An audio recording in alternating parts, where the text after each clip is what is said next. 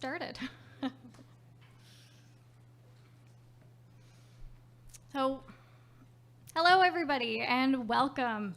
Thank you for joining us here today in this beautiful location, or virtually, to share in a very important conversation. I'm Sarah Power, the Media and Information Officer with the NL Workforce Innovation Center, or NLWIC as we call ourselves, and I'm going to be your moderator this evening.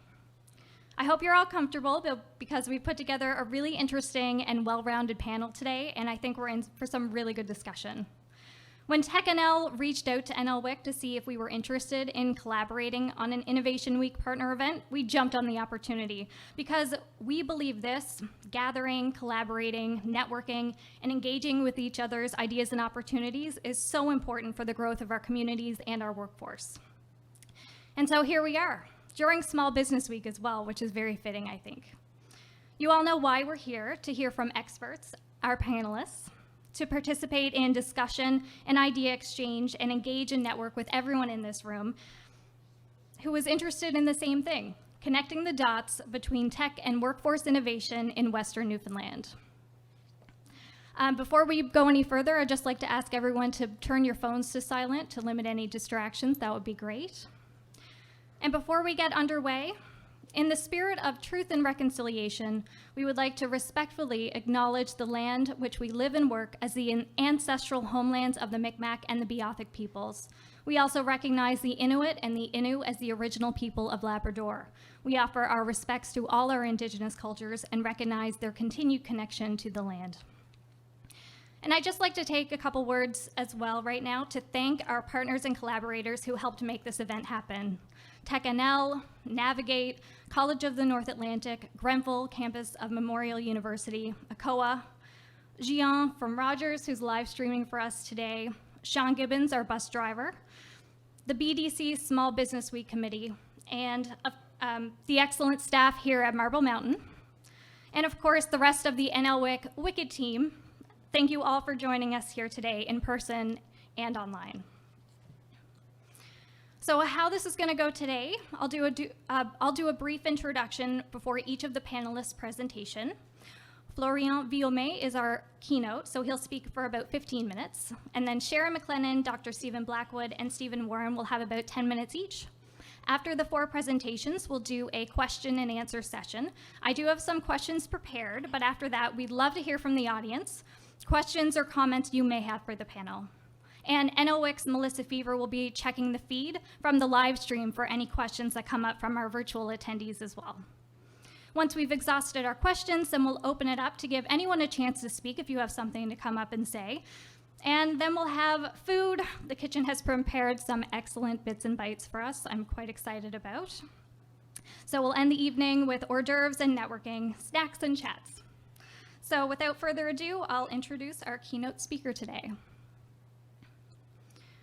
Florian Villaumé is a bilingual, award-winning entrepreneurial innovator who creates and grows impact-oriented initiatives and businesses.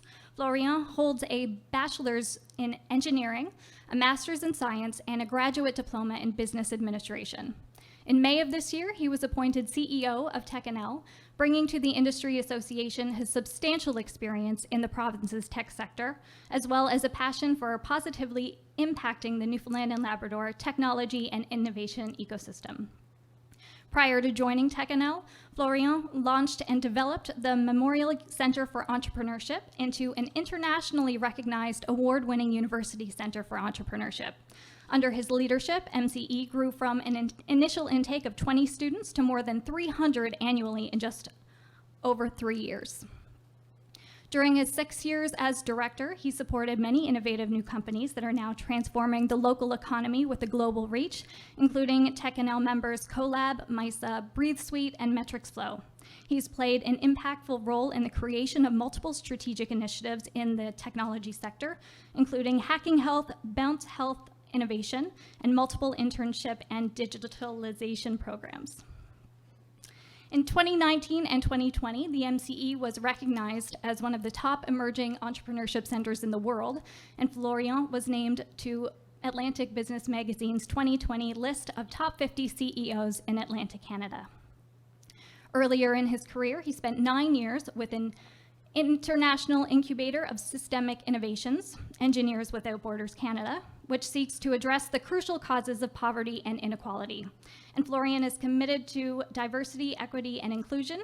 From 2018 to 2021, he served as a board member of Horizon TNL, or formerly Rede TNL, and led a change initiative to increase the openness and support of the Newfoundland and Labrador Soccer Association to immigrants and visible minorities. Florian lives in St. John's with his wife Pauline and has 2 children, Steve and Nelson. He plays soccer regularly with different multicultural teams in St. John's. So let's welcome up to the podium here, Florian Villaumé.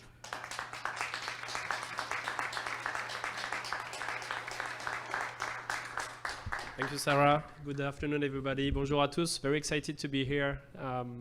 It's not my first time here, but I must say, today I was driving and saw the view outside. It's like a painting all the way through. So very excited to be here.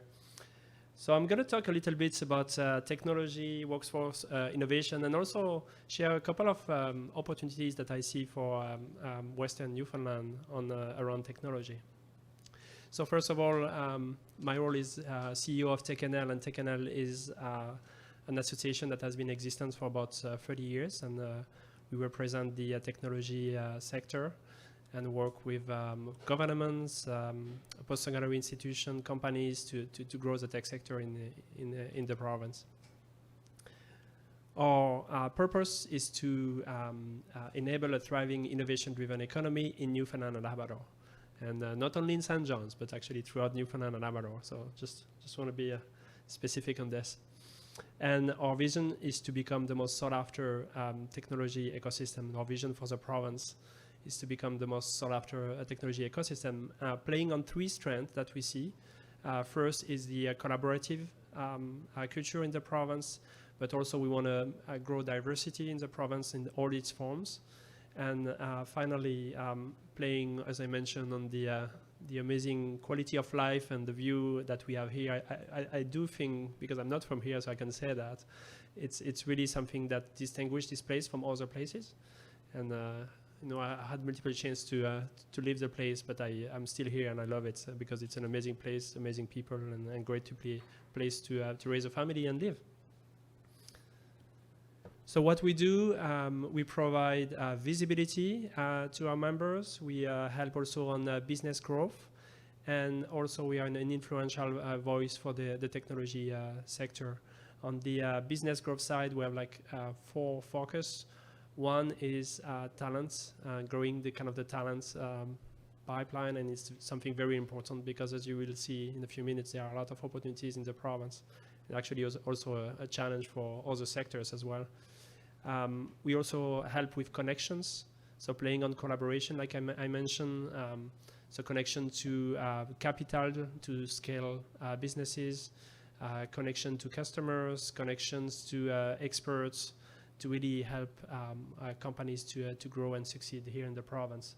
Digital transformation, because a lot of those tech companies that we work with have digital tools that they can make available to different businesses and organizations, and I'm going to share a couple of examples in a few minutes. And also in general, what we want to do is just to grow the ecosystem of the tech sector in general. So we work on special initiatives that allow us to grow the tech sector. Still with me?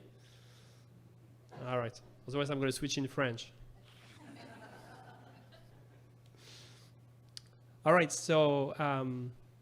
One thing I wanted to mention is that, as I mentioned, there's a thriving tech sector, and all the services that I shared serve the tech sector in general. So what is the tech sector in the province? And I just want to give you an overview of it. So let's dive in. Where does innovation find its spark? Here, it's in the knowledge, skills, and the innate creativity of its people. There's a rare quality to this rocky North Atlantic island, and it's calling. Inspiring passion, community, and ingenuity in each other. It's the perfect recipe for innovation. Newfoundland and Labrador is in the midst of a technological leap forward. From its spirited past comes an ambitious future, powered by innovation and bright minds. Each discovery fueled by hard work and curiosity. At your fingertips, a sprawling playground awaits, where the forces of nature and creativity collide. In an endless swell of potential, where will you find your spark? Great. So as you can see, a lot of things are happening in the province, in the tech sector. A lot of organizations you might have recognized in the video. And in fact, if we will try to put all the organization in one slide, we couldn't. And we actually tried a few years ago. And now we stopped doing that because there are so many organizations. And this slide is actually a slide put together by the CEO of MISA. And it was kind of a few years ago, but now we just can't add more. So that shows you the growth of the tech sector over the last few years. And there are more companies being created like every day, and every week, I would say, every month. And I know that there are a couple of software developers as well or CNA students in general in the room. So you might be the next one, and hopefully we can add you to the slides there. And a lot of those companies are successful on the global stage. And just going to give you 3 examples. So you might have heard about the success of Verafin, of course. That was bought 2 years ago with a deal of 2.75 billion US dollars, which is exceptional for a place of the size of our province. It is really surprising. And each time we talk about what has been happening in the province with Verafin, people are amazed of what is happening, because usually it happens in bigger places. But now here in Newfoundland, we do things differently. Just over the last year, 3 companies raised over $65 million of private capital: MISA, Collab, and Milk Movement. And that's helped them to continue their growth. And once again, it's really exceptional. And we are kind of, as a sector, regularly recognized in the national papers. And I just shared here an example of what happened in the Global Mail. Still here? All right. All right, and I just want to share also a couple of numbers on the sector. Although those numbers are kind of outdated, and we are working on updating them, just give you an idea on the scale. We have more than 6,500 of tech jobs in Newfoundland, represent $1.6 billion. Industry and the salary goes from 48,000 to 71,000, and I suspect those salaries have increased with the recent economy change. For people in the room that are interested working in the tech sector, and I know, as I mentioned, there are a couple of CNA students that might be interested to work. I just wanted to give you a snapshot of the different roles that are currently posted. So we took a snapshot of all the roles that have been posted as of yesterday. And we had like 109 jobs that were posted by tech companies, by 24 companies in the province. And when you look at the type of role, most of the 32% of the position were based in St. John's. But at the same time, 25% were remote positions. And for me, that's where is the opportunity. And in today's world, you can work from anywhere. And if you should choose a place where you want to work, I think you should choose a place like this. And when you look at the numbers, it's almost at the same size than St. John's. So kind of there is a real change in the workforce, and I'm sure the panel will talk a little more about that we need to take advantage in areas that are not in cities like St. John's. So just want to point it out.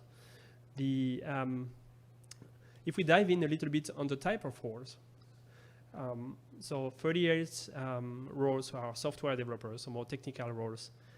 But number two is sales and business development. So it's not only about tech roles. There are a lot of roles that are business and sales and development.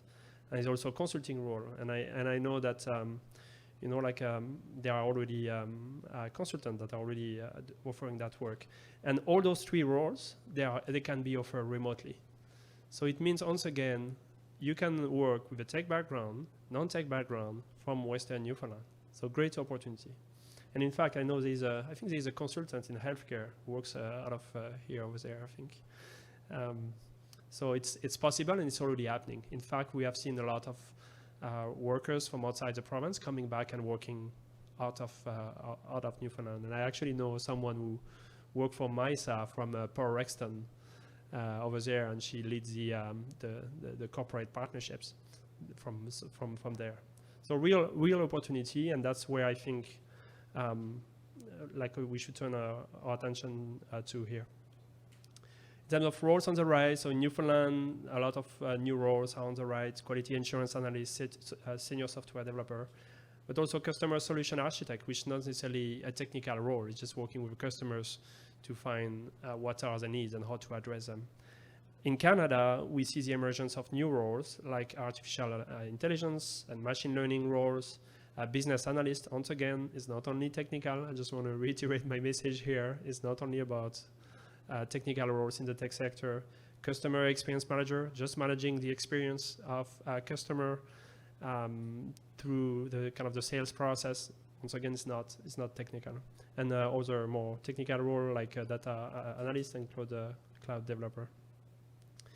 So if you are interested in working in the tech sector, I encourage you to do a number of things. One, we have job listings on our website. So all the students here, I encourage you to take a look there.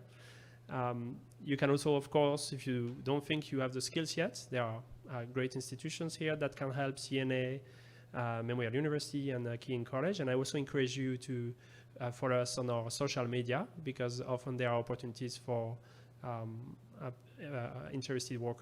people interested in working in the tech sector. So now let's take a look. So that's more on the talent side and job opportunities. I'd like to also take a look at the business opportunities and some of the trends. What I shared before, at the Canadian level, we have seen more and more roles linked to machine learning and artificial intelligence. It's kind of a trend. And what happened over the last 5 to 10 years is that a lot of companies have moved their operation to digital and try and then automatize their activities. So basically, they went to this flow of, okay, we're going to digitalize our operations, then automatize some of their processes. And now there is technology available to make decisions like artificial intelligence that are similar to the decision that a human will do. And the roles are evolving like this. So what I want to show you here is that if you didn't do the first step as a business owner, you won't be able to take advantage of the other steps.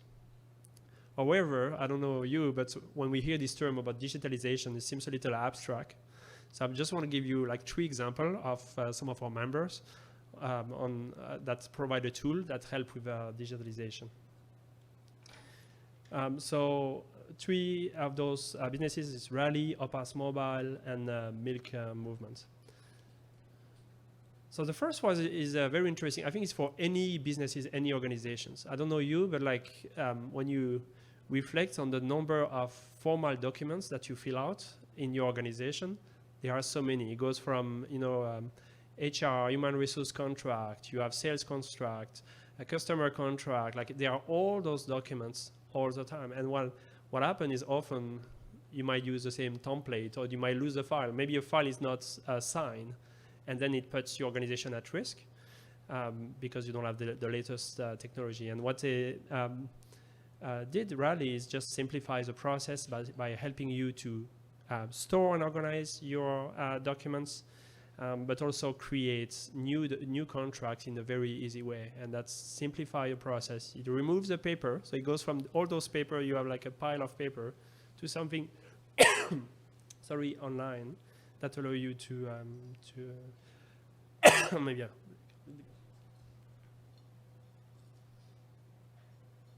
sorry. Oh, that allow you to organize your paperwork. Still with me? Give me a little bit of time. Yeah, I got a cold a few days ago, so I'm just recovering. Hopefully I'm going to finish with some voice. So that's an example on simplifying your work and digitalizing your operation. Another one is OPAS Mobile. And OPAS Mobile, they are focusing more with industrial companies. So you will have, for example, a construction company, and you have all those assets, a car, you might have a truck, and people who manage all those assets. So you're using a truck, you have to do a safety check, you have to fill out all those forms for sales, and it takes a lot of time away from what your business should do. And this kind of technology allows to put all those paperwork in a digital platform and simplify your work. So that's another example. And by the way, for the students CNA that's also interested in entrepreneurship and creating a business, often those businesses are just people who found a problem and something that's really repetitive and manual, and from that they created the business. So take a look always at what is inefficient around you and how can you address it. And finally, another example is milk movement. So it's more for milk farmers and for milk farm. And what they do is the entire process of collecting milk is actually very complex. And in fact, if you don't deliver the quality, you actually can pay penalties. So it's very important to track it well. And in the past, it was always done through paperwork, and the quality of the milk could be hindered because of it. There could be delays, and then what happened? It just doesn't help the business. So they identified this problem and developed a platform to solve that. And now that's a company that raised $26 million just a few months ago, just by solving a problem from Newfoundland, and now they're growing in Halifax and across the US as well. So for a farmer, like if you're a farmer, it just simplify all your activities, decrease your risk. And once again, it's another example of replacing all the paperwork, or maybe managing the risk on a day-to-day basis with a tool that simplify and your work and allow you to focus on what you do, which is to deliver great milk and hopefully cheese, because I love cheese. So if you are a business owner, I encourage you to check a couple of those solutions here that are a member of techNL. I also heard a few days ago that there's the government of Canada, they issued a new program called the Canada Digital Adoption Program that allows businesses to develop their digital presence. Of course, invest in digital skills, and once again, there are many programs that allow to do that. And follow us on our different social media, because we want more participation in our membership and work with companies that are interested in the technology sector. Thank you very much.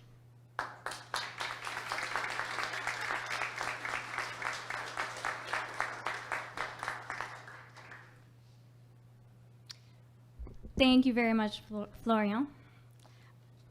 A lot of really great insights there. And our next panelist is Sharon McLennon, Director of the NL Workforce Innovation Center at College of the North Atlantic.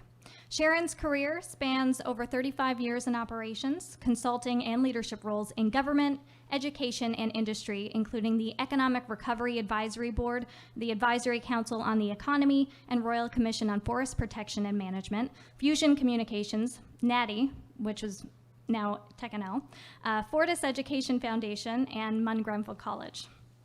Sharon joined CNA in 2004, working with the Office of Contract Training and Continuing Education and Office of Applied Research and Innovation in Newfoundland and Labrador. Prior to joining NLWIC in 2018 as director, Sharon worked as Manager of Corporate Services at CNA Qatar. Sharon has served on boards of APEC, Junior Achievement, Tree Plan Canada, Greater Corner Brook Board of Trade, and Humber Valley River Condo Corporation, and is currently director on the Corner Brook Port Corporation and YMCA NL boards. Sharon holds an honors business administration degree from Western University. Her son McLennon currently is working at the Cape Breton University in the psychology department. So welcome, Sharon.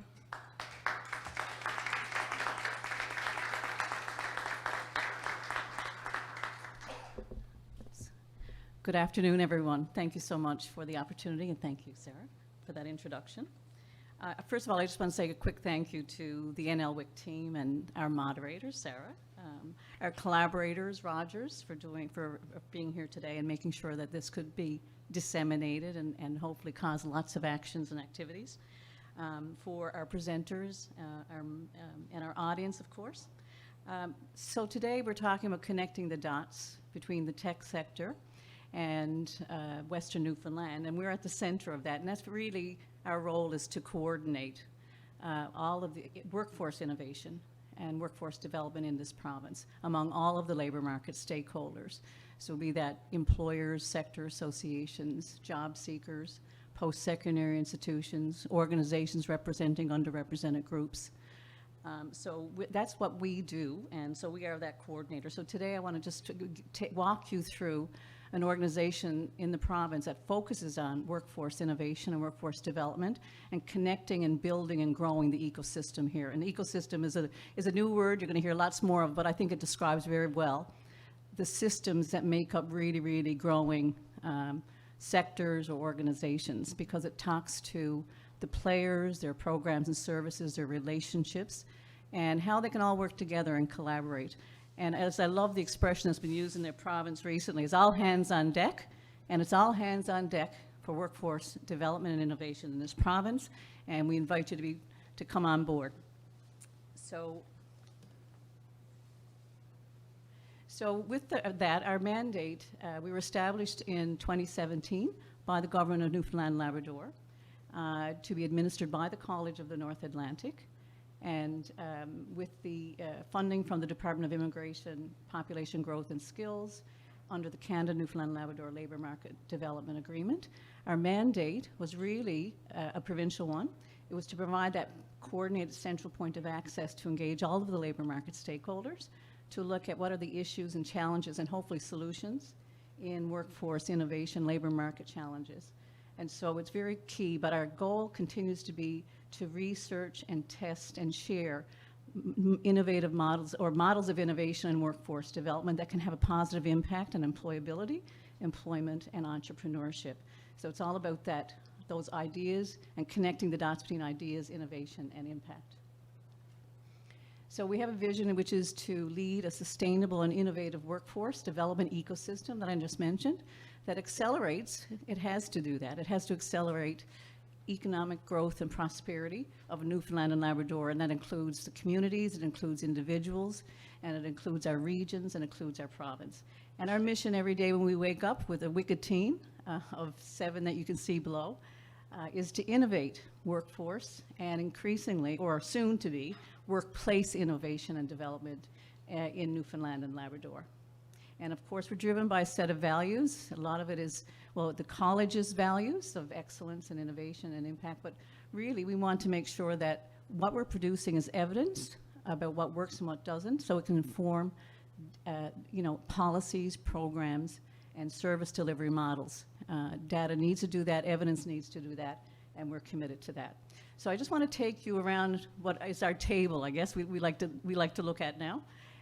Which is our 6 core activities, mandated activities, so you can understand what we're doing.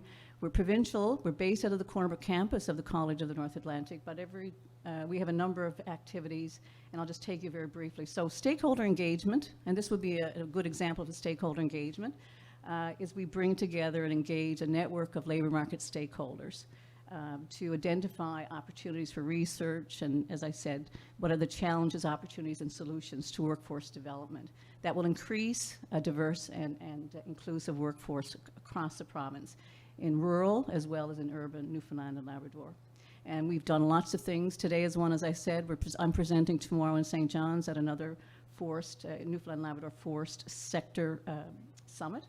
And we do a lot of those presentations looking at not only talking about what we do, but more importantly, the results of what we do. A lot of times our research projects and other consultations and the other activities that we're engaged in. So research funding and collaborations is another one. We provide proposal-based funding for applied research projects, again, that are testing innovative models, tools, technologies to address our labor market challenges and opportunities and to improve the outcomes that I talked about, employment, employability, and entrepreneurship. So we have to date funded 20 research projects through 2 calls for proposals.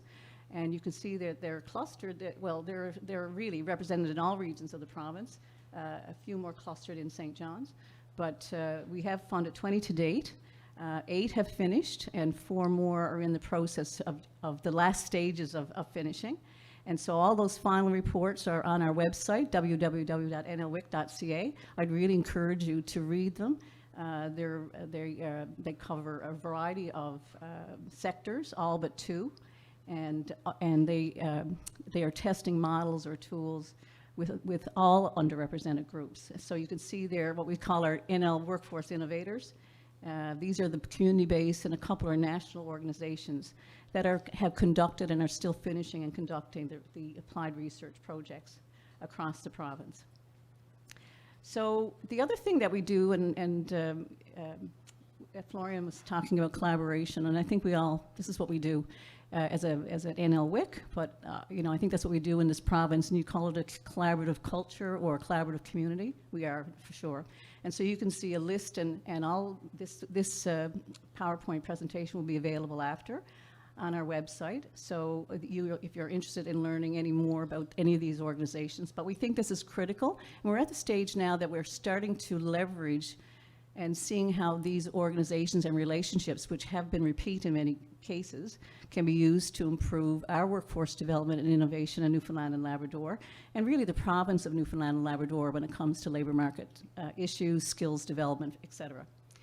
So we're very proud of a number of them, and we have, for these 2 slides, I'll just mention it again, these are the actual project collaborations.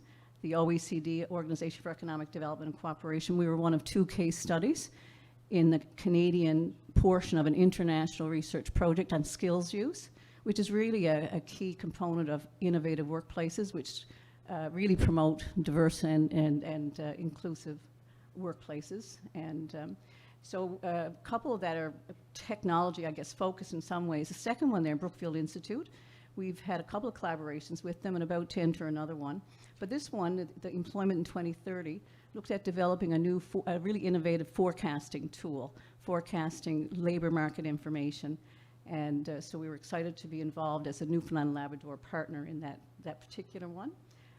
In terms of I'll go into a little bit of detail on the last one there. It's with Immigration, Population Growth and Skills, the Future Skills Centre and Blueprint. But we're really testing right now through our regional workforce development committees and we're evaluating the impact of a new model for workforce development in Newfoundland and Labrador. And the Future Skills Centre is a national organization, much aligned with our goals, objectives, and our activities. But they're very excited about what's going to come from our research so that they can promote it, and we can promote it to our province to say we need to continue doing this, and here's what we've learned, and here's a playbook that can be used for other provinces and beyond. In terms of Magnet, I'll just point out a couple of others where technology is embedded or more than the others. The Magnet, we've just signed an MOU with Magnet, which is out of the old Ryerson, which is now the Toronto Metropolitan University. Got that right? Anyway, I talked about we have all these research projects, but I'll talk in a minute that we don't want them to sit on a shelf. The research and the evidence that it's producing needs to be disseminated and adopted as new policies and programs and service delivery models, replicated and used to scale up. It's all about expanding our workforce, and we connect those dots all the time. So this is going to be an online platform that will be used to house all of our research, and it'll be based on, again, a community of practice platform that will be accessible to everyone in this room, researchers in Canada, and who are looking at workforce and skills development. I think that's the ones I would point out, but they were pretty excited about all those. The next couple of core activities that I'll just speak to before I finish off with an example or a couple of examples of specific projects focused on tech. Regional Workforce Development Committees. I just mentioned that Future Skills Center research project that's looking at a new model of innovation or a new model of workforce development. So we have 10 regional committees that we've established in consultation with IPGS, that's the government department that funds us, and they're developing a series of and implementing action plans to address workforce development needs specific to regions across the province.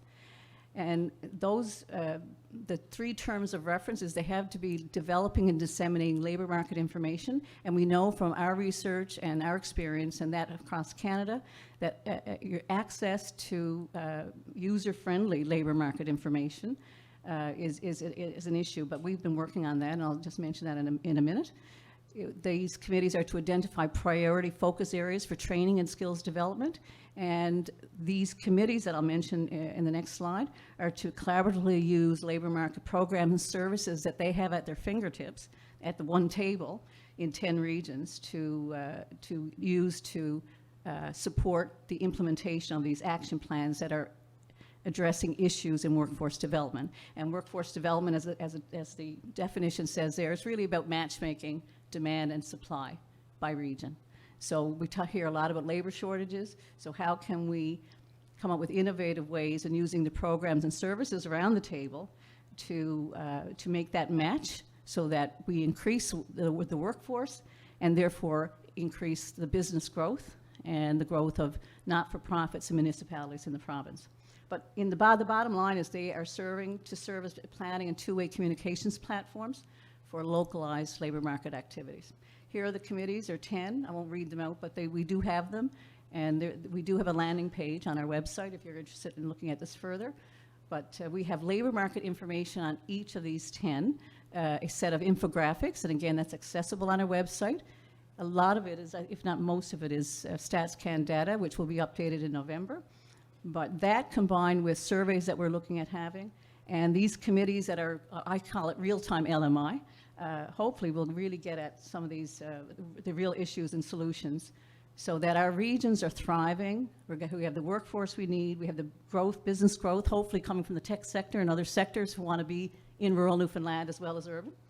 So these are the standing committee members, they're government departments plus College of the North Atlantic. And so they come together for a number of meetings, which I'll mention in a second, under the leadership of our action planning team, 3 of whom are in the room today, the NLWIC team. Innovate, and we always invite stakeholders to come to the table to tell us what their needs are, because we can't depend. We as these committees aren't in a position to say they know they're on the ground, but we need to hear, and that has to be supplemented with employers, with municipalities, chambers, indigenous groups, etc. So I already referred to this. These committees are wrapped up in an evaluation project, and I'm so delighted that we made that happen. We applied, and it was supported by the Future Skills Centre, because we are learning so much about what's working and what's not, and we're improving as we go. And in the end, as I said, there'll be a playbook that we can share with everyone in the province. This is just a snapshot of one of the, I think it's 9 infographics per 10 sets of infographics, and it's about population, but it gives you a really good sense of the age demographics, the numbers of people in regions. And again, stay tuned because this will be updated in November. So the last 3 I'll just go through quickly is we are in the process of establishing an economic immigration focused ideas lab. It's another social innovation lab. And we're working with a startup consultant out of BC to help us, guide us to make sure that we do that really well and use the best practices and how to do that and run a lab. But the lab will focus on issues and practical solutions to increase recruitment and retention of newcomers. Because again, newcomers are an important group that needs to be part of our workforce here and our communities and culture. Finally, or almost finally, second last, workforce innovation dissemination. This is the one where I said earlier, our research and consultations can't just sit on a shelf. We have to get it out in a variety of ways: social media, our website, our best practices repository. And then the final one would be capacity building. It's not good enough to get in front of sector associations to say, we have this evidence, we have these models, we need to find ways to support them through training, webinars, hand-holding if necessary. So I think these are three last slides that will talk about specific research projects related to the application and or use of technology. So Stella's Circle is a wonderful organization in St. John's. They were one of the 20 research proponents. And their research project looked at exploring the use and impact on mobile technology in a work-based employment program for adults who face really significant barriers to employment. And the Stella Circle doing a great job, but this is a research project that has had significant impact on the employability and attachment to the labor market of their clients. And I'll just highlight, you can see the numbers, and you can read it after when you look at the slide deck, which I encourage you to do. But the number of respondents whose work-related skills were positively impacted by being in the project, they all had technology that was accessible. They had data that they could access, really leveling that digital divide issue. And so 85% solving problems that arise, that increased with 85% of the research participants or the clients. 80 were following safe work practices, et cetera. So we're seeing, and you'll see this impact in our final reports on our website.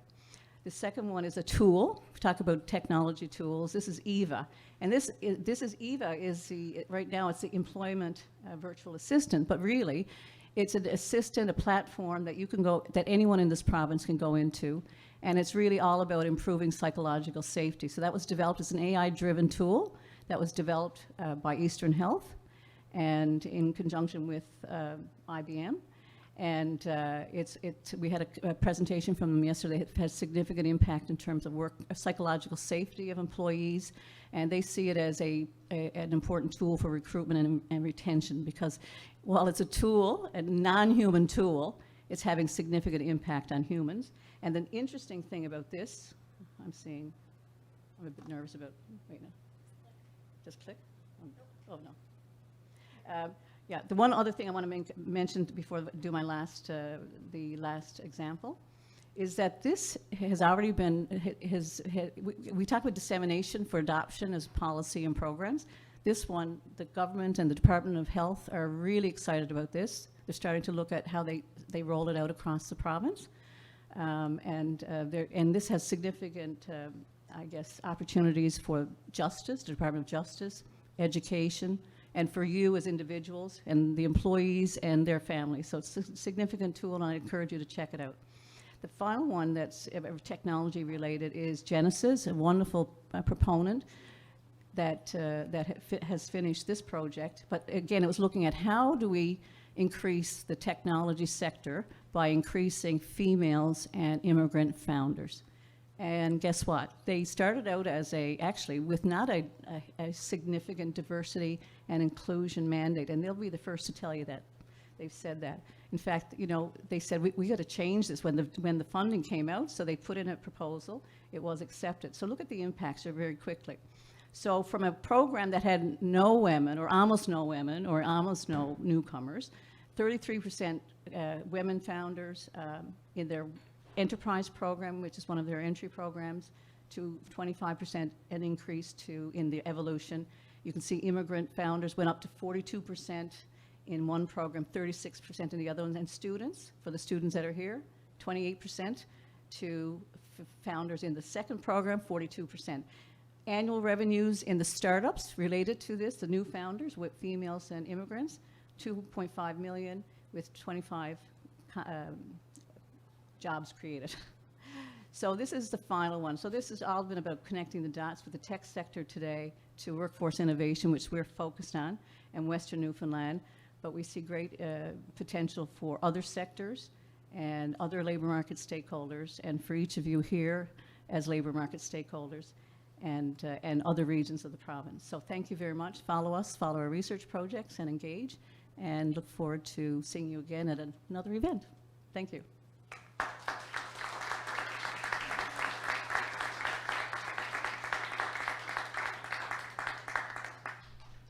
Thank you, Sharon.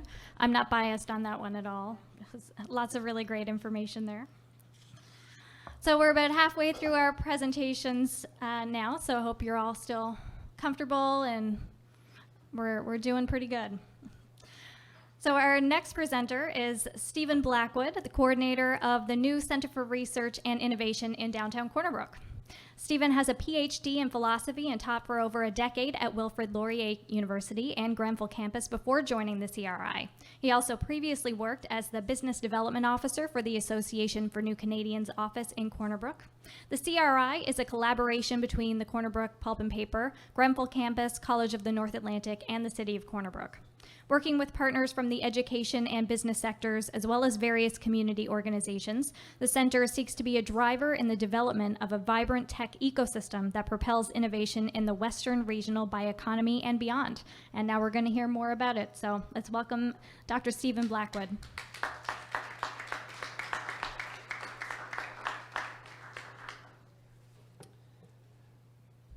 So thanks, Sarah, for that introduction.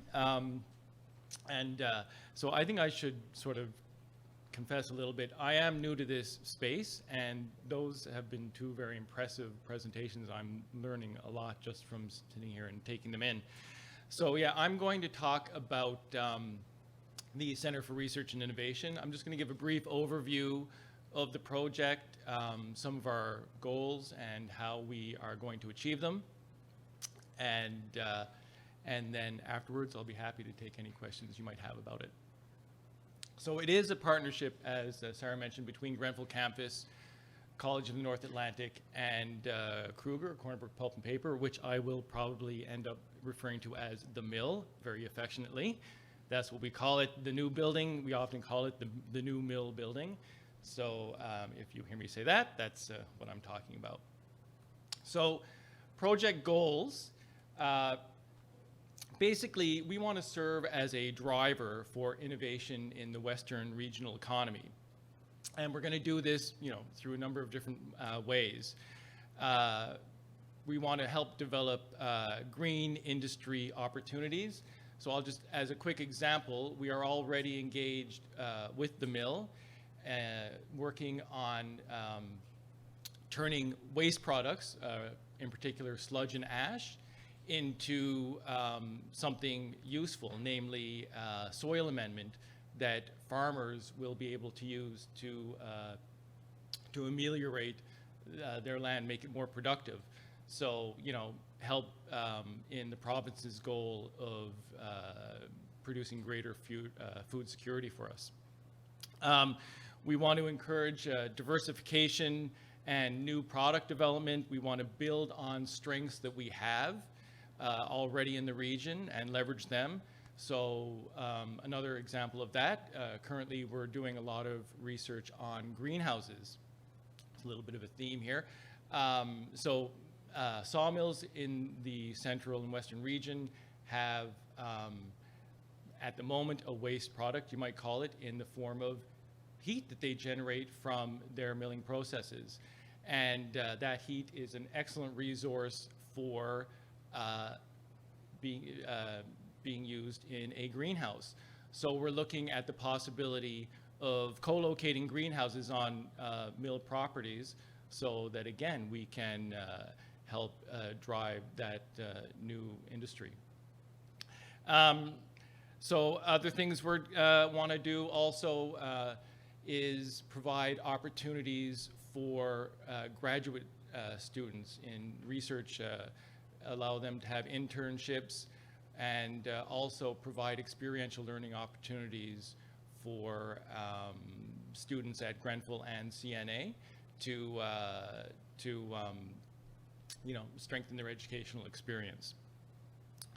So I'll give a little bit of a history of the place.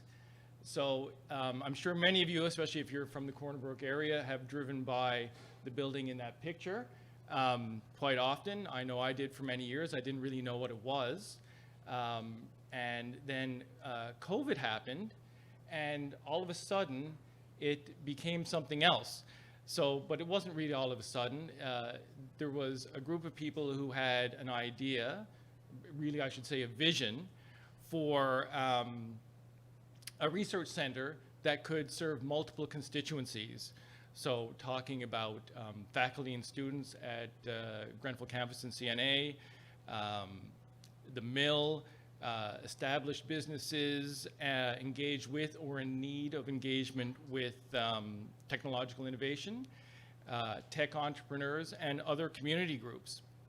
So Corner Brook Pulp and Paper donated the building, and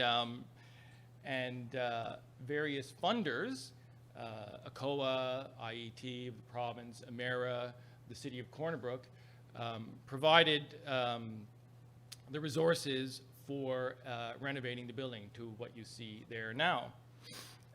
Actually, so I'll show you a few other pages. So just today, we got a shipment of furniture. It's slowly coming. So what you're seeing here now is, I know these rooms are kind of somewhat sparsely populated, but these are co-working spaces that will very soon be finished, lovely furnished, all kinds of funky stuff. But so we're having co-working spaces. It's a really open, airy space, and I encourage everybody to come and have a look at it, have a tour. It's got beautiful windows and lots of sunlight, and it's really quite wonderful. So within the building, we're going to have 2 maker spaces. So you have to kind of use your imagination because, again, they're not yet completely kitted out. But this is going to be the industrial or dirty maker space. And you're going to have carpentry area, woodworking. You're going to have a welding area, metalworking. There's going to be a plasma cutter, a 3D metal printer. I believe it will be the only one east of Montreal. And you know, very large CNC router and all the sort of tech equipment you need for doing some industrial design. So upstairs, right above that, will be the what we call the clean maker space. That's going to have a lot of digital tech, 3D printing. There's going to be a digital loom, apparently also the only one east of Montreal. I know that's generating a lot of excitement. There will be, we are having a laser cutter, vinyl cutter, all kinds of electronic equipment, high-end computing, and but even if you can see down there, a good old-fashioned sewing machine. But it's going to have all kinds of everything that people need to turn an idea into a prototype.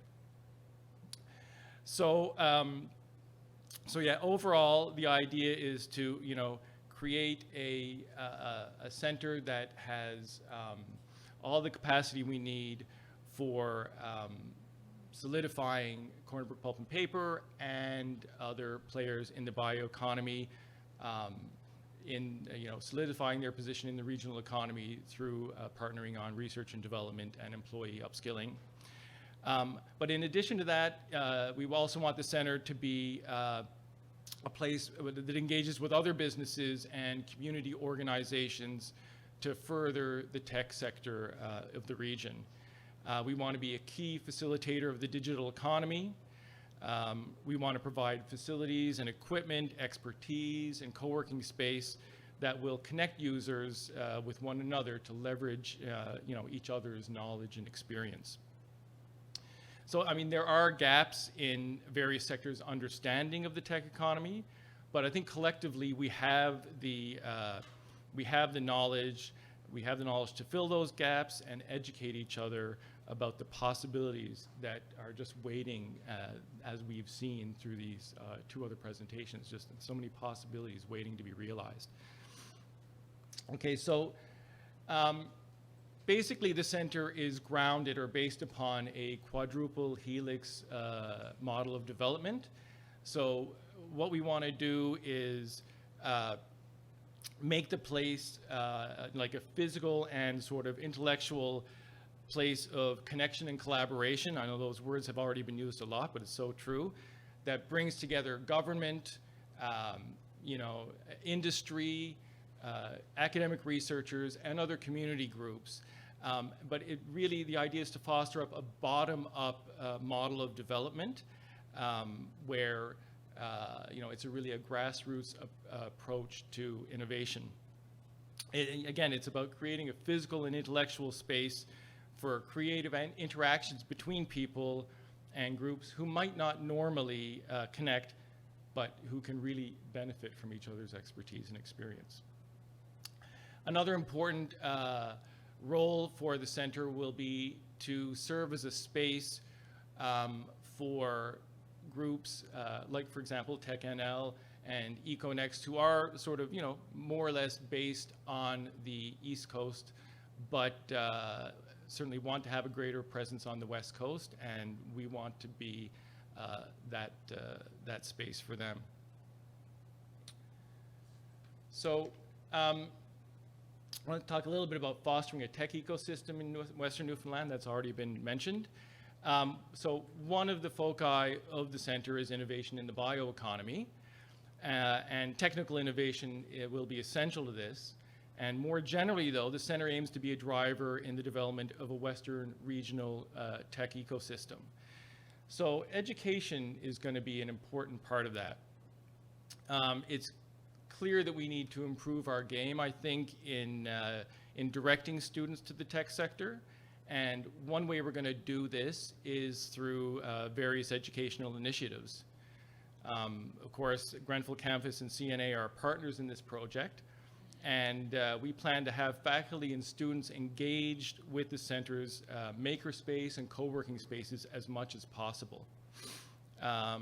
Discussions are ongoing at both Grenfell Campus and CNA on developing tech certificates and micro-credential programming for students and professionals seeking to strengthen their academic CV, or upskill for new work opportunities. So in addition to that, CNA and Corner Brook Pulp and Paper have an agreement in place and a dedicated space in the center for worker training and upskilling. So I think it's also really important, though, we want to get youth really engaged and excited with the tech sector. So another initiative is going to be moving into the junior high schools and high schools and having them, some of them already have tech clubs. If they don't, have them develop them and bring them down to the space and have them engage with all of the really cool equipment and technical expertise that we're going to have there. So we'll host their clubs, we'll have hackathons and things like that to sort of, again, start, I'm going to say, call it create an ethos of tech for the Western region. So all in all, I think that the center is going to be a real game changer for tech education in the region. So Navigate is also a really important component of the CRI. It's going to play also a really important role, I think, in the development of a regional tech ecosystem. So in case anybody doesn't know, Navigate is a business development partnership between Grenfell Campus and College of the North Atlantic. It has two entrepreneurship centers. There's one at CNA and one at Grenfell Campus. But it's also going to have, within the CRI, a business incubator and, as I've already mentioned, the two maker spaces. They both fall under Navigate. So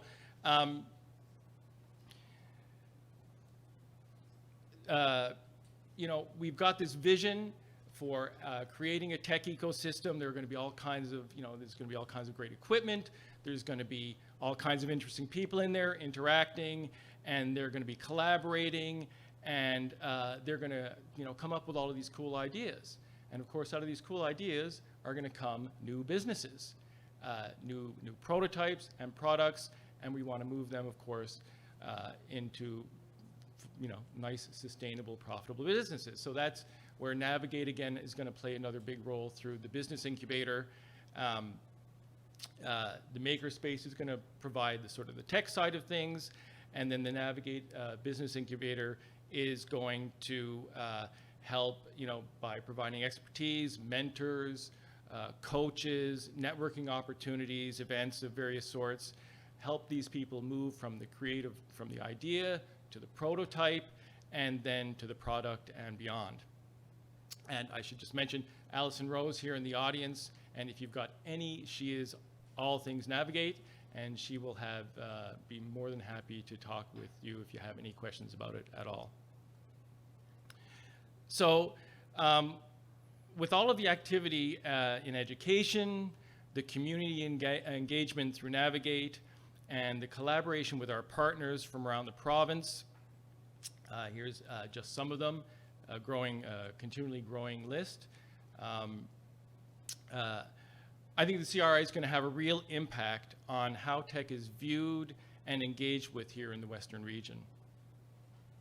So, don't be too shocked. You might wonder, why is this slide here? I might be dating myself a little bit. Does anybody know who this is? Flavor Flav, and I actually don't know the guitarist's name, but he's from Anthrax. And if you remember back in the 90s, they got together and produced a pretty interesting album. And that's a great way of segueing into this little phrase here. So it's kind of this catchphrase, fostering unlikely collisions, is kind of like an unofficial mission statement of the CRI. We really, by collecting together all of the groups you see, community, industry, support organizations, funders, government, artists, who are going to play a huge role in this, I believe, mentors, designers, entrepreneurs, students, by bringing all of these people together and letting them organically connect, I think just absolutely amazing things are going to happen. Florian and Sharon have both,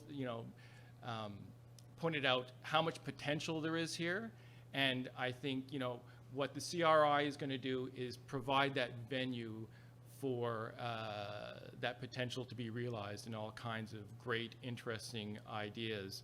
So I'm really looking forward to seeing all of that take place. And I'll be happy once we're finished talking up here to answer any questions anybody will have as we network later on. Thanks.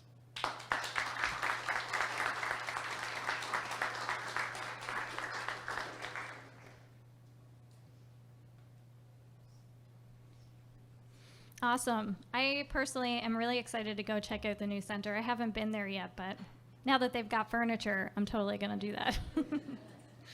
All right, and last but certainly not least, we have Stephen Warren, the Dean of the School of Business and Information Technology at College of the North Atlantic. Stephen is a graduate of the Gerald Schwartz School of Business at St. Francis Xavier University, where he graduated with a bachelor's degree in information systems with a major in enterprise resource planning.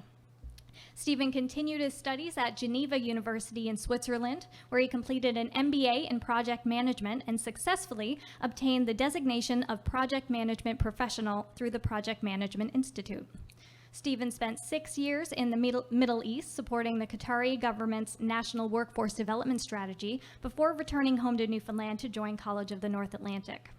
Stephen's an active volunteer in the Burin Peninsula region, having served as vice president of the Burin Peninsula Chamber of Commerce and volunteering his services to assist local community and nonprofit groups create strategic plans to guide their organizations. Welcome, Stephen.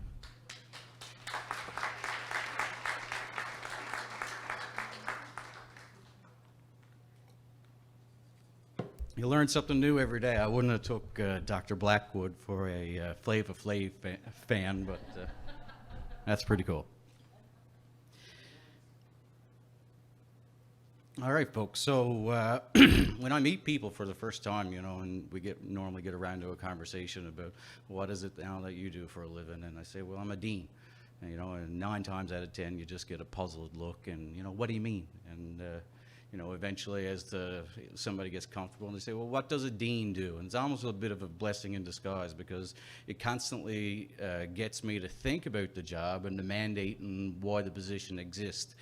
And over the years of thinking, I've been in this position for 6 years now. So over the years, you know, I basically boiled it down to me and my team, we create the programs that are based to fill the needs of the current and projected labor market. And me specifically, being the Dean of Business and Information Technology, the programs that we create are in business and information technology. And some of the ones that I'm proud to say that I led the development include some of the first micro-credentials in the province in Amazon cloud computing, machine learning, and data analytics. The TCP program, which is currently running in 12 high school around the province. Our software development program, which we have students here, and we're actually going to have our first graduating class in the spring, and I look forward to seeing you at Convocation. As well as the enterprise web development program, the accelerated software development, and I guess my biggest accomplishment would be the development of College of North Atlantic's first applied degree in cybersecurity, which we just started in September. So College of North Atlantic is here to answer the bell when called upon, and we've proven ourselves through the development of those initiatives. So during my presentation, I'm going to focus on 4 areas. Big ideas. Work has changed. We're going to talk about what the workplace and the workforce looks like. Technology in terms of a catalyst for change. And the 4 main technologies that are going to change work over the next decade. Demographic shifts. I'll give you a peek at what the year 2068 is going to look like. And a shift to a gig economy, which has been certainly fast-tracked by the COVID pandemic. So when we're trying to develop programs based on projected needs, so we don't have a crystal ball at College of North Atlantic, so how do we predict what the future is going to look like? Well, we need to use data and we need to do research, and our research takes place in the form of primary research through program industry committees, focus groups, and advisory committees, and secondary research through the study of different labor market statistics and publications that are available. So let's talk about how work has changed. So work is evolving and the workforce is transforming. Right now, I mean, companies are hiring gig workers and outsourcing to individual entrepreneurs. People are working from home. People are working on the move. People are working in public places. In places just like the new center that's going to be open, collaborative. The workplace itself is changing. Right now, with the Internet of Things and the new devices that are you know, enabled in businesses, people can essentially work from anywhere. And I'm not sure that, you know, most people thought that that would be the case, but COVID came along and sort of proved a lot of the naysayers that yes, indeed, work can be done from pretty much anywhere. We have a lot of new tools, cloud-based computing, cloud-based processing and data storage, and certainly everybody is aware by now of Zoom and WebEx and Microsoft Teams and Skype for Business and all the different tools that could connect you with your project teams. Just a couple of statistics. The workplace right now is everywhere, all the time. So if you have a position, you know, I think, you know, 10 years ago, the Monday to Friday, 8:30 to 4:30, that model's disappearing and is going to continue to disappear. It was disappearing anyway, but now it's in lightning speed. And what we're seeing is a tremendous move towards more flexible work-life balance arrangements where possible. And I say where possible because the statistic is that 52% of people are equally as productive at home. There's obviously a lot of occupations that you can't do at home. I wouldn't want to, you know, have a doctor working at home, for example. That's probably not going to work out too well. Companies are spending 59% less in commercial space. An employee on average spends 2 hours a day working outside of an office in a public place like a restaurant. I'll give you an example. I'm staying at the Hue and Draw, beautiful hotel, by the way. And in the brewery next door, a lady was sat next to me, a manager, and she's just working away at the bar on a laptop. And you know, a few years ago, that was sort of maybe frowned upon a little bit. But the openness and the willingness of employers to accept this is changing. And I was talking to another PMP in the room earlier, and we talk about the triple constraint of a project. So a project for me, when I'm managing a project, I want to make sure that 3 things are in place. The project is managed to scope, so we do what we say we're going to do. Cost, we spend the money that we anticipated or less. And time, we completed it on time or under time. So in terms of where my team does the work, if it's here, there, it's irrelevant to me. I don't care. It doesn't matter, you know. Whether they work in the evening, if some people are not morning people and some people are evening, it's irrelevant to me. I want the work done to scope.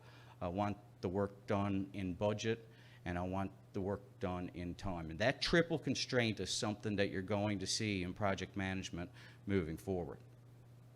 50% of employees check work or email after business hours, normal business hours. And this is also, so when you have a position, when you have a job, the job is a part of you. It's not just something you do for a designated time, check in and check out. A lot of occupations are moving in this direction.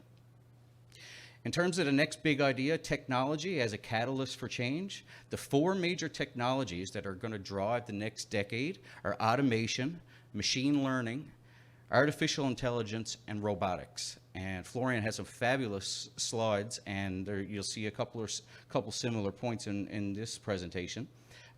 In terms of artificial intelligence, AI is simply the program simulation of human thinking processes by machines. Machine learning is a subset of that, and not only does it allow a computer to think like a human, but it allows a computer to learn like a human. And over time, as more use cases and data populates an AI or an algorithm can actually become smarter over time. So even though the algorithm, in terms of the program and the sequence that was programmed may stay the same, the output changes over time as the data that's populated in the back end starts to make this algorithm more efficient. So those are a couple technical terms. I'll show you an example of what it looks like in the real life. Before that, this is really the reason why companies choose to move towards digitization and automation.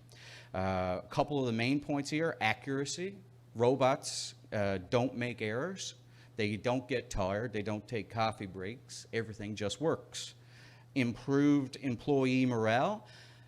You wouldn't think that that would be the case, but it actually is, because as Florian indicated, the first processes that become automated are usually the ones that humans don't want to do in the first place. So when a company adopts a digital solution to a problem, that's a task that's been a nuisance, that can increase employee morale. Productivity, a robot can execute 10 times faster than a human. And reliability, so robots don't take sick days. You don't have to worry about family issues popping up or something. So there's very many reasons for companies to go towards digitization and automation. So here's a couple of examples of what that looks like in real life. So this is the Land Rover plant. This is where Land Rovers are built. And as you can see, missing from photo, humans. These machines, however, don't build themselves yet. That will be down the line. But this is what an example of a automation line looks like at an assembly plant for Land Rover. It's quite technical, obviously, but that's what automation looks like. Here's another example. This beautiful beast. So this is Tesla's brand new autonomous semi-truck that they unveiled about a couple weeks ago.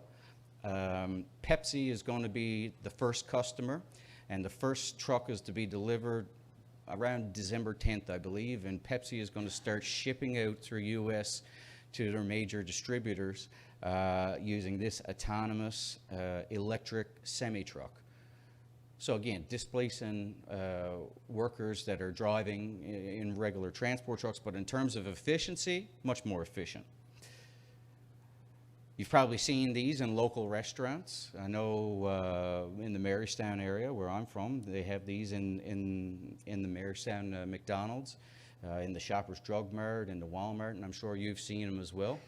So this is automation, digitization that's replacing the customer service. And again, when you talk to a lot of businesses that are having trouble scaling up and securing a workforce, these are really real challenges to growing a business. And companies move towards this in the absence of people, real human beings, to fill the positions.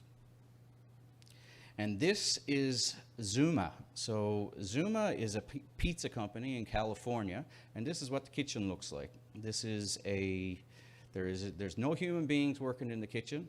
Every order is programmed in through an I/O device, and this thing will build a pizza from scratch, including the dough, custom ordered as you like, and there's no human interaction with this. So this is an example of what the back end of a restaurant is going to look like in about 10 years.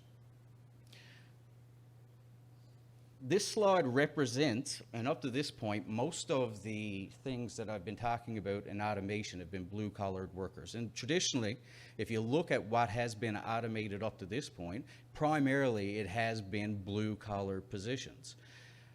Moving forward, AI is going to have a significant impact on white-collar positions as well. And so this represents legal AI. Legal AI is legal software that replaces traditional lawyers. In a test case, there were 5 non-disclosure agreements, or 5 NDAs that were given to a Harvard law graduate. The same 5 NDAs were fed to the AI, legal AI. The legal AI completed the task in fractions of the time as the Harvard law graduate. The Harvard law graduate picked up on 86% of the inaccuracies in the NDAs. The legal AI picked up on 99% of the inaccuracies in the NDA. So this is an example of what automation, digitization of the white-collar worker looks like. So software development, software development, software development. So, to most people, not at a technology event, will say, well, how is this good? We displace some workers here, left, right, and center, blue collar, and now we're talking about white collared workers. Well, the reality is between now and 2025, technology will actually be responsible for the creation of 12 million more jobs than it will displace. So technology is a job creator. It's not a job killer. But technology is disruptive and it's transformative. And unfortunately, some people feel that. But if you zoom out, there'll be 12 million more jobs created by technology than will be displaced. Those jobs will be more sophisticated jobs. There'll be more tech jobs. And in order to fill those gaps, to fill those 12 million, it's institutions like College of the North Atlantic, like Grenfell Memorial University, partners at Keene. It's our responsibility to ensure that individuals are provided with the hard and soft skills to be able to fill those gaps. And we need to start at a very early age, and that's why I applaud the provincial government and the Technology Career Pathways program that we've launched. We actually have nearly 400 grade 11 students right now in 14 schools across the province registered in CNA, Python programming courses. And they're going to complete it in grade 11 and in grade 12. And when they graduate grade 12, they're also going to be not only receiving a high school diploma, but they're going to be receiving a micro-credential from College of the North Atlantic in Python programming. And those students, all of those students, will be given a $2,500 tuition voucher to study in a tech program of their choice. And they'll be provided with work terms, paid work terms in the summers during grade 11 and grade 12. So this is what it takes in order to get the young people the digital skills they need to fill these 12 million jobs.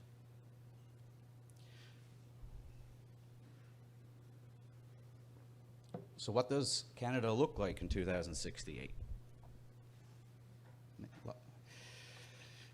So in terms of the low percentage, low ball number, our population will be roughly 44 by low estimates to 70, up to 70 million people. The takeaways here, there will be a lot more people in Canada. The percentage of the working age, which is 15 to 64, will be substantially lower as a percentage of the entire population. There will be less kids. There will be more seniors, and people will be working longer into life. That's what is going to be required in order for Canada to meet the needs of not just the tech sector, but every sector. And, you know, we have conversations quite often about the tech sector, and, you know, if you, for anybody here that's interested in the stock market or financial markets, and if you look at a S&P 500 heat map 10 years ago, you would see, you know, banks would be your traditional Goldman Sachs, JP Morgan, Citi, Wells Fargo, where now you're seeing companies like Square and PayPal show up. In terms of the automobile sector, you know, your Chevy, your Honda, your Ford is now being replaced with companies like Tesla. In health, you know, your Johnson & Johnson or your Clorox, and these companies are being replaced by companies like BioHealth. And so what tech is really, you know, as much as it is a sector, tech is a driver of every sector. And really the line between the tech sector and every sector is getting a little blurry, because technology is a driver of all sectors. The final piece I'm going to chat about is the gig economy. And the gig economy is something that we've seen prior to COVID, and it got fast-tracked during COVID, and is going to continue to fast-track. So what's a gig economy? So a gig economy is when an individual, and we're seeing this a lot with the new generation, the crowd that's in high school right now, you know, when we chat with them about what does your future look like, if you could design it from an appreciative inquiry approach, and that's the approach I like to take on most things. So you know, show me what it looks like if it's perfect in 5 years. Tell me what it looks like when it's perfect. And a lot of high school students, you know, they talk about working for themselves, doing something that they love, taking a hobby and turning it into a position. And that's what the gig economy is. So right now, 1 in 5 individuals go for a gig. Not only that, businesses are, we've got 33% of businesses admit to be using gig workers, so outsourcing what they would normally do internal, outsourcing it to gig employees. There are 86.5 million freelancers to be projected by 2027. And apps, of course, Uber, Lyft, Airbnb, you know, these things are just taking off tremendously. And these are examples of gig workers. So why? Why is this up-and-coming generation interested in the gig economy? Well, 48% say because of autonomy and control. I control my schedule. I control when my day starts. I control when my day ends. I control when I take a coffee break. I control when I take a lunch break. I control if I want to take a Friday afternoon off. 19% indicate that they're interested in gigs because they want to make a little bit of extra money while they're looking for a better job. 48% of adults working in a gig economy say it's because they want to have a better work-life balance. And I think this is also a trend coming out of the pandemic that is having a significant impact on the labor market. Individuals are sort of taking a look at how life was prior to COVID and reassessing and reevaluating, is this what I want moving forward? And in a lot of cases, individuals are making drastic changes to their work life to be able to have a better work-life balance. 22% indicate that it's the only way they can make an income at the moment. and 55% say they want to make extra money on the side. So that's the gig economy, and get used to it. So when I wrap all that up together, this is what the future of work looks like. So on the top, who is going to do the work? It's going to be engaged and empowered workers aligned with new digital skills. In terms of how, it's going to be a collaboration between humans and technology. And where, it's going to be borderless digital workspace and reimagined workplace. So when you tie the who, the how, and the where together, this is what the future of work looks like. So thank you very much, and look forward to your questions.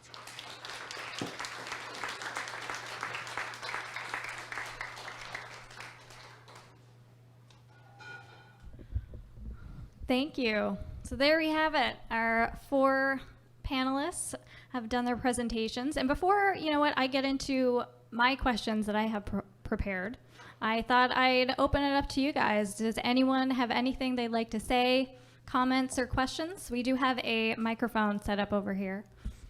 If you're, anyone? Melissa? Perfect. Okay, hold on. There, because I'm not very tall.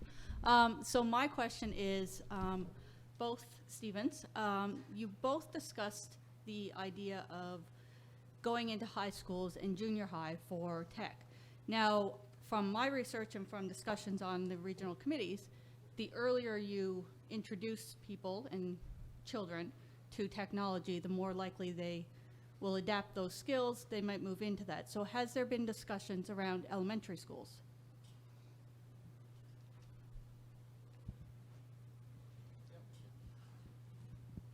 Check, check. Okay. Yeah. So great question. So I think that I would even go a little bit further and say not only elementary schools, but at-risk groups that don't participate in technology right now. If you look like, funding and commitment and support from groups like Brilliant Labs that's been tackling the elementary. My wife is actually an elementary teacher, so she's worked with John Barron and the team at Brilliant Labs to get access to microprocessors and teaching Scratch, which is, a very rudimentary programming language, but it teaches you logic. And logic, it doesn't matter what the syntax or what, if you're programming in C++, Java, SQL, ABAP, PHP, it doesn't, the syntax changed, but in terms of the technology, programming is based on logic. And so, even just using something from like Scratch is an open source programming language from MIT that they're using to teach kids how algorithms and logic works. That's an example of the elementary school. I would build further on your question and say, it's not just elementary school, high school students, but what can we do to get individuals who are not normally partaking in the tech industry to partake?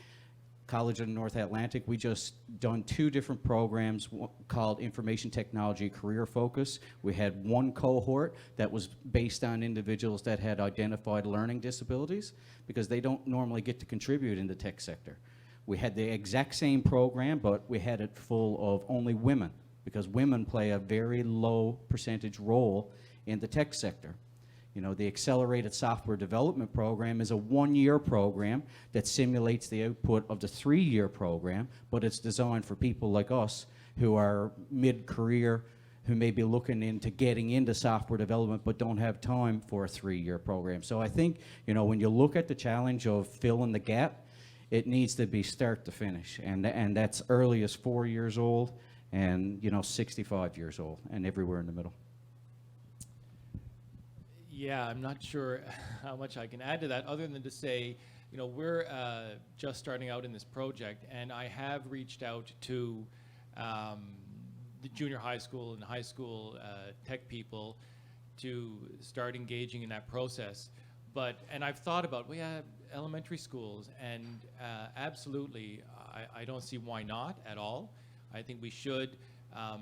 With the center, we're still waiting on hiring our makerspace manager who will be developing that programming. But I really think that, again, it's going to those groups and saying, what can we do for you? And they will know their needs initially, certainly better than we will. But absolutely, we all know kids are little sponges and have different ways, like novel ways of seeing the world, and just get super excited about stuff. You know, they haven't gotten jaded yet, and but I think, you know, meeting, especially like going to underrepresented groups, as was just mentioned, is extremely important. So really for us, it's very much a blank slate at this point, and whatever way we can engage with the public, we're going to try to do. So the other part of it is like, who's influencing the most kids? The parents. So I think that's also part of the messaging is, you know, like how can we influence kids through parents? And what are the stereotypes that maybe parents are conveying that don't help? So, you know, what I shared like earlier today, some of the examples of jobs that are not only technical jobs is one stereotypes of the tech sector. That it's only, you know, like people who are doing a tech, have a tech background that can do have a role in the tech sector. That's one stereotype I was trying to address. And there are other ways, you know, like sometimes there are other stereotypes that it's only, you know, like a man, white man in a garage who do, you know, like the tech sector, and that's another So there are a number of stereotypes that we need to address. And you know, like part of the work that we want to do at techNL is talking to the parents to explain what it is in practice working in the tech sector, and why it's a fantastic career. And just to build on that, there's been research done that looks at perceptions, attitudes, and intentions, and influencers, and parents are definitely one of those. And looking at the ocean sector, but I think it's a great template for other sectors. And this research looked at grade 9, but I think you're right, things are kind of going down since that time. But it's really important to get the data. What are the perceptions of a particular sector from the youth, the person, and the parents? And what are their intentions? Because then you have that basis of knowledge, data and knowledge, to be able to plan a communication strategy that's based on that data. But I think, you know, it's kind of it's all connected. Okay, great. Does anyone else want to come up for a question, or shall I pose one of mine? No? Okay, me. So let's talk a little bit about rural Newfoundland businesses for a moment. How best can businesses in the rural areas of the province prepare for this tech revolution?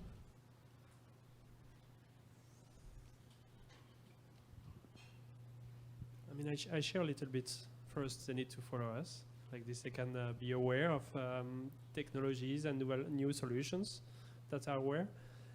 I think often like it's looking at what are the, coming back to what I said before, what are the repetitive and manual tasks that you should not do because it doesn't bring value. You know, to come back to my kind of example of the milk farmer, and like what is those repetitive tasks, like filling out those forms that you should not do. And often, if you look a little bit online, you will find solutions to remove those tasks and allow you to focus on what you should do, which is the core of your business. So for me, it's like being connected with those circles where you can learn about technologies that can help your business. I think that would be one. There are a lot of programs that allow also you. I mentioned one of the program that can help you to kind of develop digital tools, because often you don't know what you don't know. And having someone just look at your business and say, hey, did you think about doing this way, using those digital tools? Then you build the kind of foundations for you to be to take advantage of the technology available. Because if you don't do that, you will you know, like you won't be able to take advantage of all the latest technologies. And you know, I makes me think when I was I spent like 6 years in West Africa, and what I found fascinating is we went when I was volunteering there, and the amount of innovation and technology around mobile was fascinating.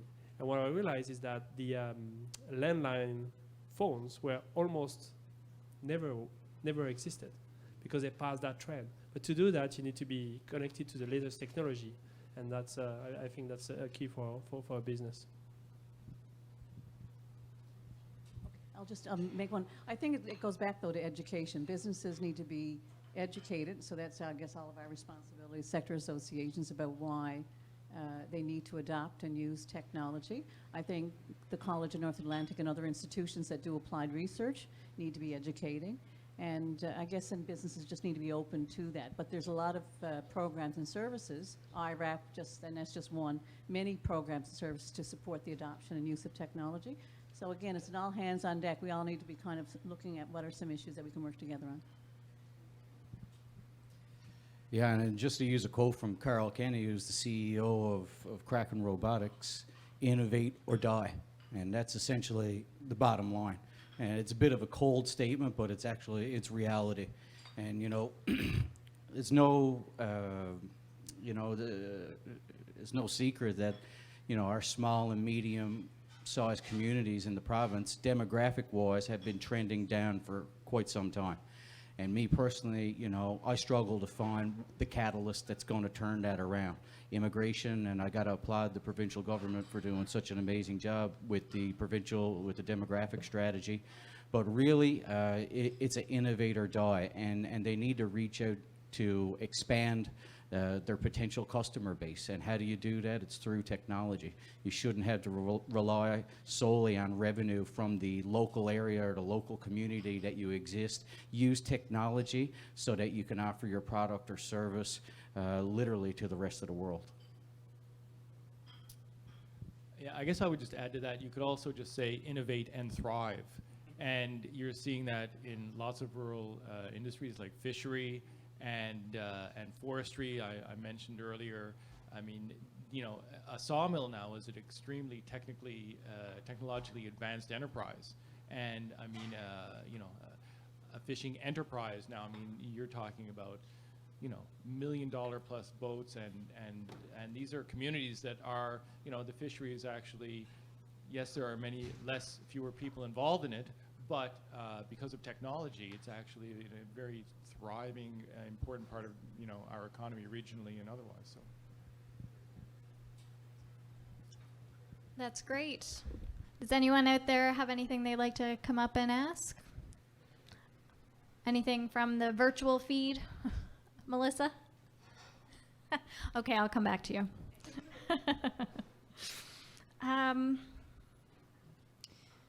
Here's one. What are the barriers to recruitment and retention of a workforce for the technology sector for Newfoundland and Labrador to meet the labor market challenges, including labor shortages and skills that we're going to see now into the future?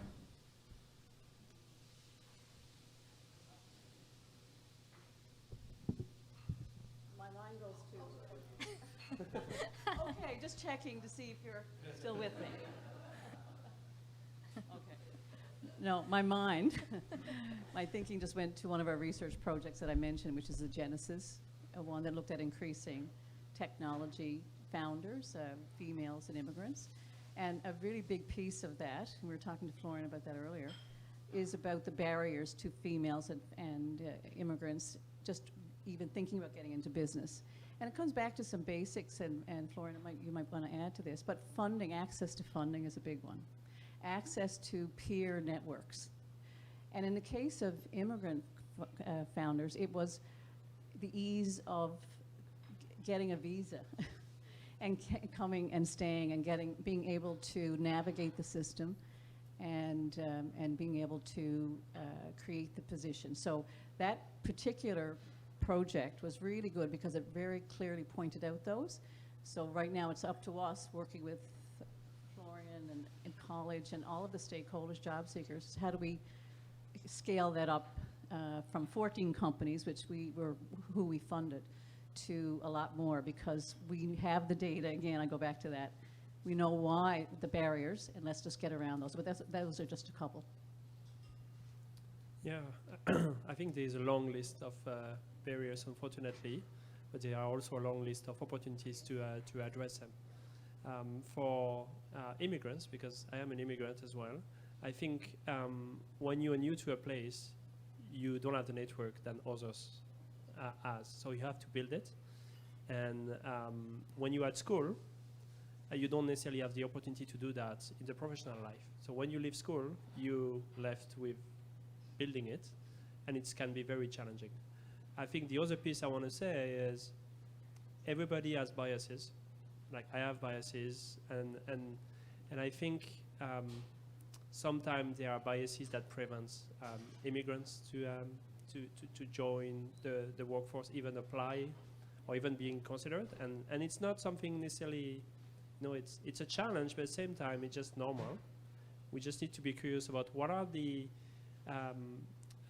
barriers that we are setting for, in the role profile, in the interview process, in the, even ourselves, like as you can see, I like to say I have an accent, and many of you have an accent too.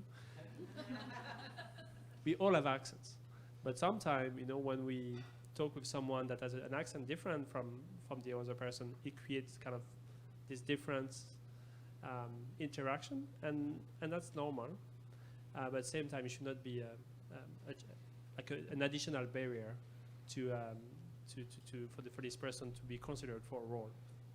So for me, that just giving a couple of examples. So what helps is helping building a network, getting opportunities. We have a number of programs at techNL where some students graduate and they can do an internship to get the experience and show what they can offer to the workforce. Also be aware of the opportunities, and that's where I think as a techNL, we also want to share that. I share a little bit of the different roles available in the sector, like so many opportunities, but we need to communicate those opportunities to people who want to join the tech sector, and there are other things that I think needs to be addressed for women and non-binary applicants that want to work in the tech sector. I'm not an expert in this, but like having more role models.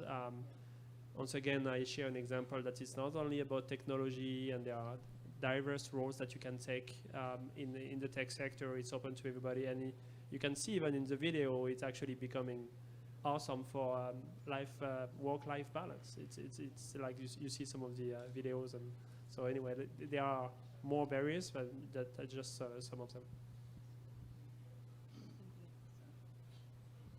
Yeah, just to add to that, I think, from my perspective, I think that the biggest headwind or, the biggest threat to our province right now is demographics. And, that's the item that, keeps me awake at night.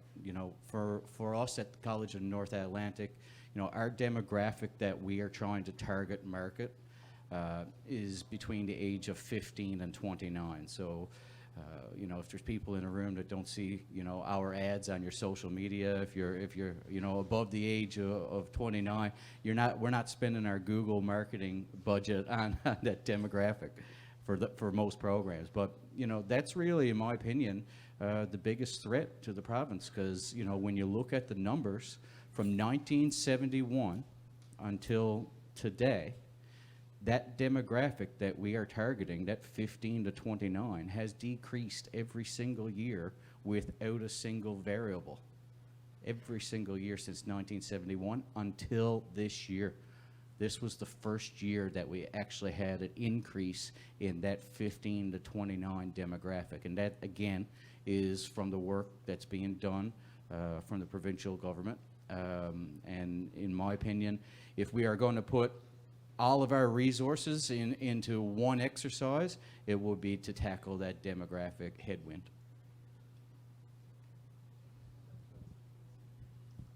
I just want to add a quick thing for immigrants, because I have a good experience. It's not only the professional network. We choose a place based on our personal network that we develop. And I think, as I mentioned, when you're new to a place, it's hard for you to, develop your personal network as well. So I would just encourage everybody who has an opportunity to open their network to people who are new to the province to do so, because it's actually very meaningful. Because as immigrants, we can go anywhere. We can go anywhere. There are jobs. There are even more jobs in other places. So personally, I love the environment. I love the people, but we also need to facilitate integrating newcomers in our daily lives. We have to. like as we just discussed, we have to say, and just by inviting a newcomer for Thanksgiving, means a lot, because otherwise we're going to spend it alone, and likely we're going to find friends that are likely from our own community to spend time, and maybe we're going to say maybe there's a better place where I can develop my personal network. So just inviting each of you to consider that when you're interacting with newcomers around you. I would just add one thing, and not to disagree, Stephen, but just to say the demographic, you're absolutely right, but we do have to think about it differently. So one of our other research projects, which was led by the St. John's Board of Trade, looked at older workers as a potential, and again, underrepresented group, but as a potential workforce. And the study, again, through their project, they looked at barriers. But can you hear me, Suzanne? Yeah, I was just about to say, the population, or the potential older worker population for the workforce is 43,000 individuals. So the issue is, why do we still have a problem with labor shortages? And this goes across all underrepresented groups, different reasons. But there are barriers to older workers. They talked about, the research found that ageism was an issue.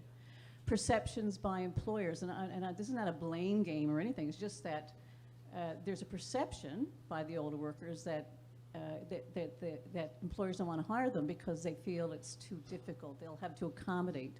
There'll be too much to do that. It'll be too difficult. But what the other messages, the opportunities are, they said, train us. We're not used to the digital stuff, but we've got years of experience. We'll work with your younger workforce. We'll bring something to your diverse and inclusive workforce, youth as well as otherwise. So I think, we have to look at expanding our workforce in terms of how do we increase the labor participation rates of all of our population. Now that's not simple. We've got models now, but we still got to locate them and make sure we know where they are, and are they ready, and why aren't they in the workforce? But I think that there's an opportunity, I guess, for all of us to work together to kind of address that. Okay, great. All right, I'm just going to ask one more question. Oh, I have a question from the audience. Come on up. Yeah.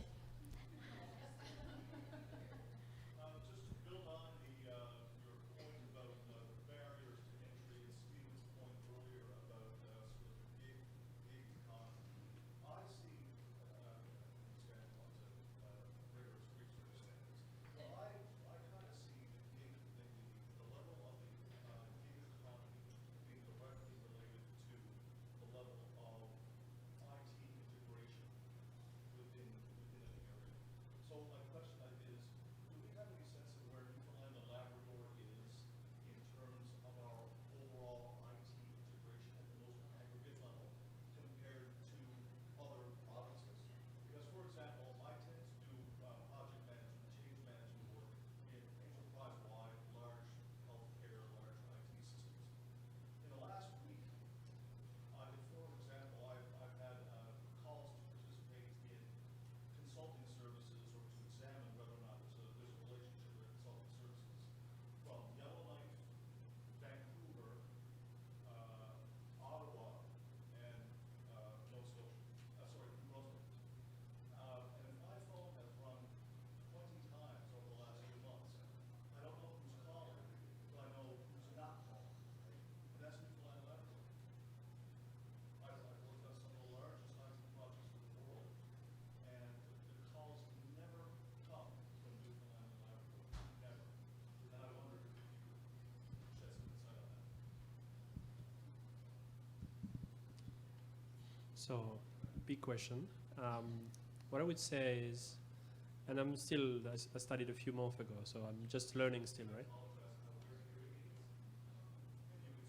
Okay, I can speak louder, no problem. As I mentioned, part of the work we want to do is to help develop the innovation-driven economy. And some of the work that we need to do that is to compare ourselves to other jurisdictions. We're still early on this, but I would say that from what I've seen, there are a lot of opportunities to digitalize different organization, governments, healthcare, and actually healthcare is actually very active in developing their digital presence and IT presence and leveraging technology. But I do think that we need to do much more. I don't know at what scale and how do we compare to others, so I cannot say that, but I do think that we have an opportunity to do so because, I do think that the size of our community is an opportunity to test a lot of those technologies that are available, but we are not taking too much advantage of it yet. In healthcare, I've seen a little bit, but there are other areas where we can take advantage of the technology at like in other jurisdictions, as you mentioned, but also other countries, like Norway and Europe, like they are amazing at testing some of those new IT infrastructure. And my hope is that we're going to get better at that, and I hope we're going to contribute to it.